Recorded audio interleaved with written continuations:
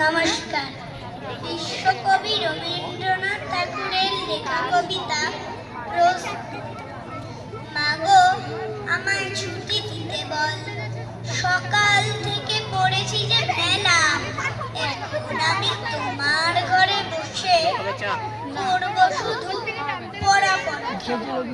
তুমি বলছো দুপুরে হবে, না হয় যেন সত্যি হলো তাই।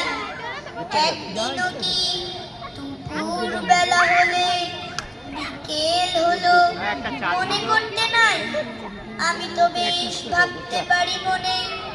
সূর্য ডুবে গেছে মাঠের শেষে, বাগদি বুড়ি চুপড়ি ভরে নিয়ে শাক তুলেছে ধারে এসে। আধার হলো মাদার গাছের তলা, কালি হয়ে এলো দিঘির জল। হাটের থেকে সবাই এলো ফিরে, মাঠের থেকে এলো চাষির দল। মনে কর না উঠলো সাজের তারা, মনে কর না সন্ধে হলো যেন। রাতের বেলা দুপুর যদি হয়, দুপুর বেলা রাত হবে না কেন? নমস্কার।